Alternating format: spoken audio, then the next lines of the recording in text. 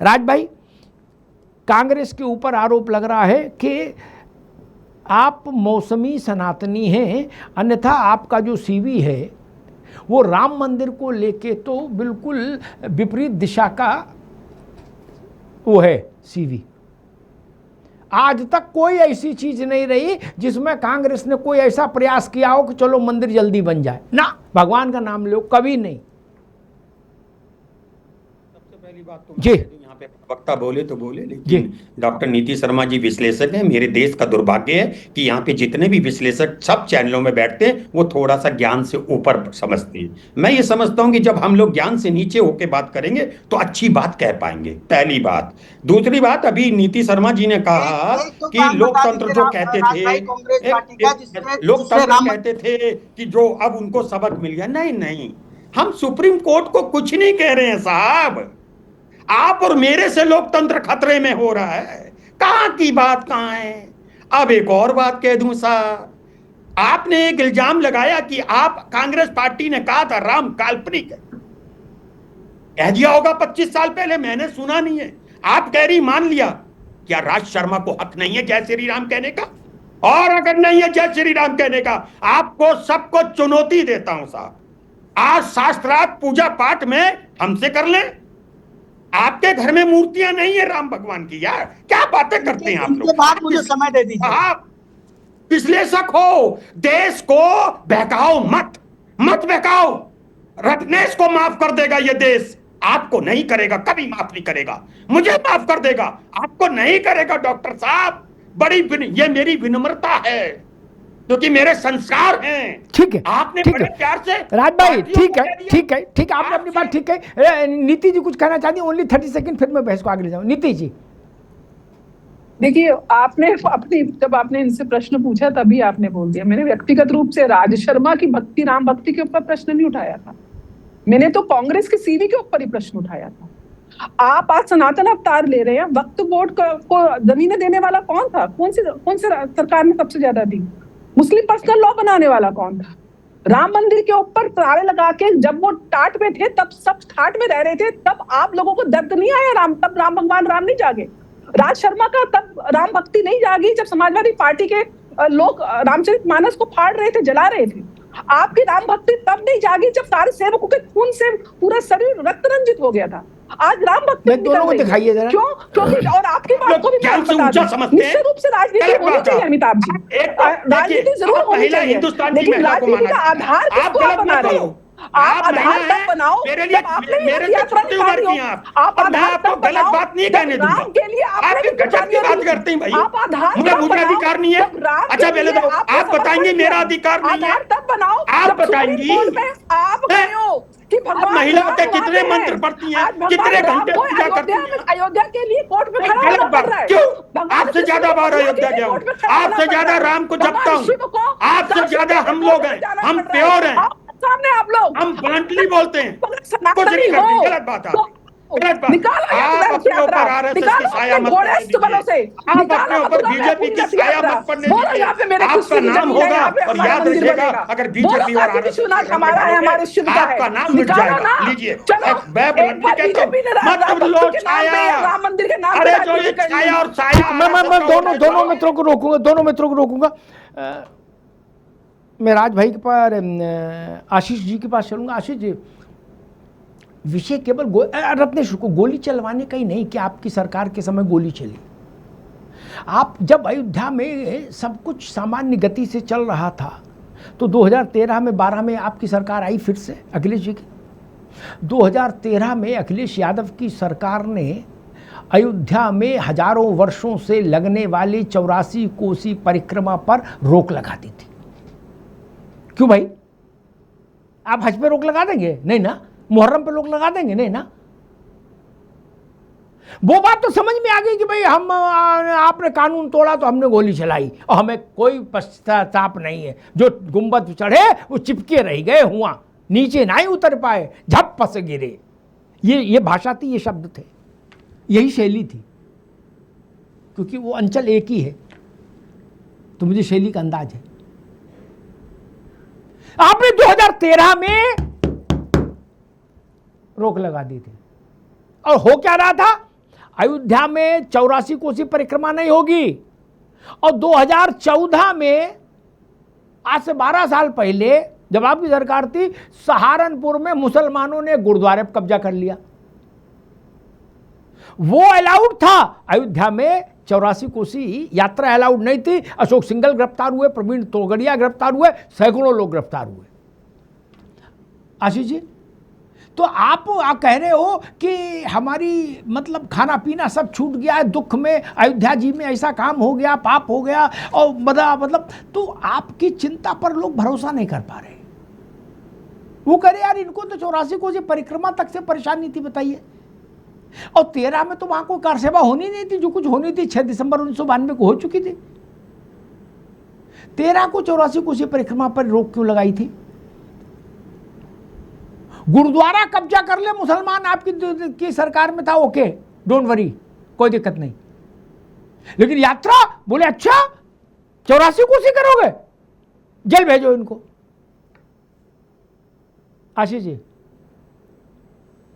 निश्चित रूप से गलत फैसला था अमिताभ जी, जिसने भी ये फैसला लिया नहीं, था। तब तो मुलायम सिंह जी भी थे और वो सक्रिय भूमिका में थे अखिलेश जी को गाइड करने में, और अखिलेश जी चीफ मिनिस्टर थे। हाँ, मैं मानता हूँ बिल्कुल गलत फैसला था, बिल्कुल गलत फैसला था, मानता हूँ ये फैसला गलत था।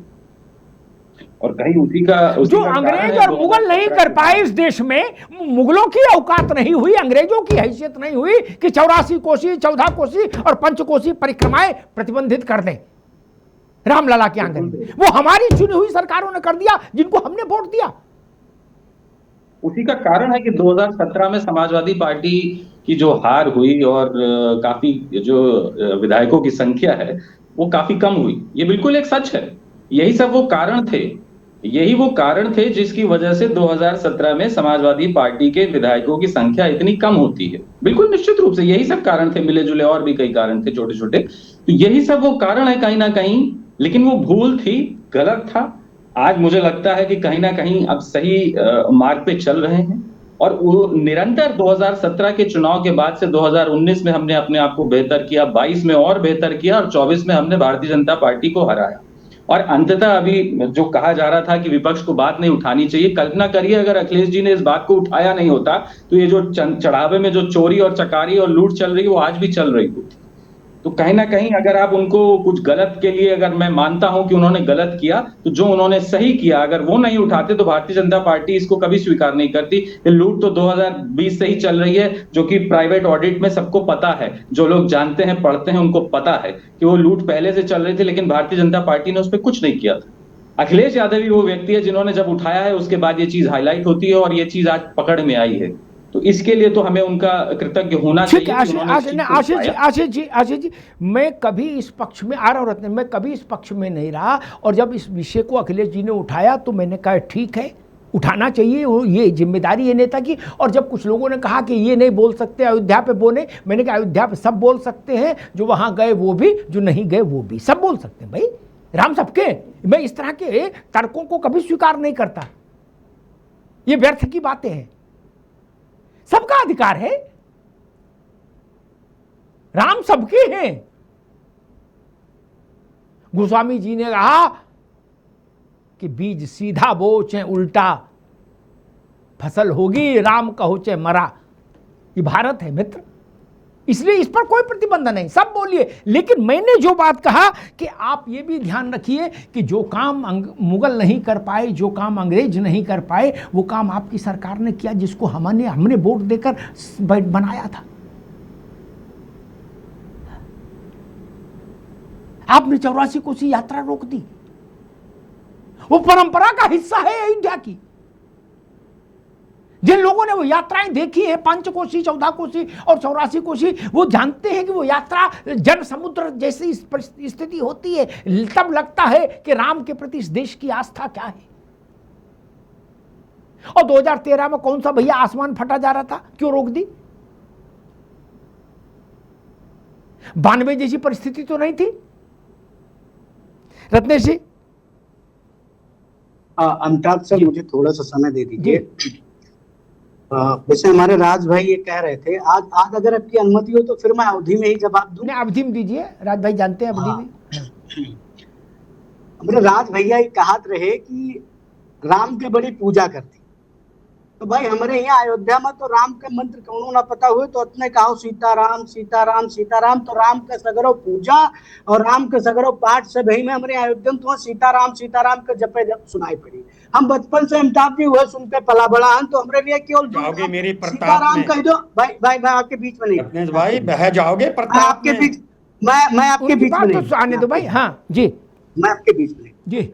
और एक लोकतांत्रिक देश में मैं ये बड़ी स्पष्टता से कहना चाहूंगा कि मेरे लिए गीता कुरान, मेरे लिए मेरा रामचरितमानस सब कुछ मेरे देश का संविधान है। और आपको राम की स्तुति आती हो चाहे ना आती हो, राम की पूजा करे आवत हो चाहे ना आवत हो, लेकिन भारतीय संविधान के प्रस्तावना तो है आवत चाहिए। तो उन्हें कब ये जिक्र की ना रात भैया हमारे, हम भारत के लोग और हम चुनौती दी थे कि अगर राज शर्मा भैया हमारे सुनाई दिया भारतीय संविधान के प्रस्तावना तो हम राजनीति संन्यास ले लिए। और हम कहा अमिताभ भैया इसे झरझर झरझर बोला चला गई और कहा तो सुनाई दी। हम भारत के लोग भारत को संपूर्ण प्रभुत्व संपन्न समाजवादी लोकतांत्रिक धर्मनिरपेक्ष गणराज्य बना तथा भारत के प्रत्येक नागरिक को सामाजिक आर्थिक राजनीतिक न्याय विचार अभिव्यक्ति धर्म में उसकी क्षमता तथा अवसर और प्रतिष्ठा की क्षमता दिलाने के लिए तथा इस देश में भाईचारा एवं बंधुत्व की भावना को बढ़ाने के लिए आज दिनांक 26 नवंबर 1949 को इस संविधान को अंगीकृत अधिनियमित और आत्मर्पित करते हैं। हाँ भाई वाह, सुनाओ बात तो संविधान का प्रियम्बल सुनाओ, नहीं पता है। इसीलिए वो चलो, किताब अपन- रखते हैं संविधान की कि याद ना करना पड़ा, किताब से पढ़ दें तुरंत झट से। ना अमिताभ भैया ही ना चली, किताब दिखाए काम नहीं बना, किताब का अंगीकृत करे पड़ता है। और हम चुनौती दी था, अनुच्छेद संख्या 1 से शुरू करा 395 तक सुनाई। राज भैया हमारे एक अनुच्छेद बता दिया और ज्यादा से ज्यादा कुल छोड़ दियो। राज भैया हमारे इतना बता दे कि राहुल गांधी अगर प्रधानमंत्री बना थे तो कौने अनुच्छेद के तहत उनका नियुक्ति हुए और क्या करे और कौने अनुच्छेद के तहत वो शपथ नहीं है। इन्हें सबका कुछ नहीं पता है, कुछ नहीं पता अमिताभ भैया। इन्हें सबका ना संविधान से लेना देना है ना राम से लेना देना है। इन्हें मत हुआ करो, बोलो कुछ भी। सत्ता के चक्कर में ये बहुखलान बातें। और हम फिर कहा इनका चैलेंज दी थे हम राज शर्मा का, इनके पार्टी के केहू नेता का औकात तो हमरे घरे आ जाए। हम तो चुनौती दी बात है, रत्नेश मिश्रा घरे आ जाए, भैया माफ करो, भैया माफ करो, तुम हमारे पल्ले पड़ जाओगे। इनके राष्ट्रीय अध्यक्ष में हिम्मत हुआ आ जाए ना भैया अमिताभ भैया के अरे भैया हमारे घर हत्या का मुकदमा ना चल जाए हम पे। हमारे घर आ जाए के रस्तवा जो है राम मंदिर से जाता है और राम मंदिर जाए ना भैया। इनके साथ कुछ हिम्मत ना राम मंदिर मत हुआ करो गुस्सा। रत्नेश भाई एक मिनट यार, गुस्सा मत हुआ करो, थोड़ी सी बात सुन लो। आओ राम मंदिर, आप गिर गए, कुछ हादसा हो गया, मेरे पे मुकदमा हो जाएगा। राहुल गांधी का आप राम यार मंदिर मेरे का बच्चों का दर्शन ध्यान कराई, रखो यार। सोनिया गांधी का राम मंदिर का दर्शन कराई, लेकिन आज ना पैबो ना पैबो क्यों कांग्रेस के नेता में हिम्मत नहीं हमरे घरे बाबू अभी गिर गए थे। कांग्रेस नेता में हिम्मत नहीं हमरे ये घरे पाप के बोल रही हो, पाप ये जो पढ़कर बोल रहे थे पाप, तभी गिर गए। अरे देखो राम ने अभी दी ना, अभी दी ना, अभी गिर गए थे, हाथ पैर तोड़ रहे थे। हम तो कहता रहे फिर हमारे ऊपर इल्जाम लग जाता। टिकट कराई दी, फ्लाइट के टिकट करा दी, हम चलाओ अरे बाबू, अरे गुस्सा करो पहले। ओहो घरे चलाओ, ये बात मुंह से बोला करो। कांग्रेसी कब बोलो का हमरे घरे आए पे। अरे हिम्मत है तो गुस्सा क्यों होते हो? हिम्मत है तो एक हुनर दे जाऊंगा और राम मंदिर ये गुस्से को गले से नीचे ले जाओगे, पेस मेकर डल जाएगा। अभी गिर गए थे आप, चोट लग जाती, नहीं अगर चोट लग जाती फिर कौन जिम्मेदार होता? हिम्मत हुए तो गैर इरादन हत्या हम पे पड़ जाती। हिम्मत हुए तो अरे गैर इरादन हत्या हम पे पड़ जाती, आपका तो कुछ नहीं जाता। चिंता की बातें करते हो। मैं दोनों मित्रों को रोकूंगा, रत्नेश जी को भी और राज जी को भी, दोनों मित्रों को रोकूंगा।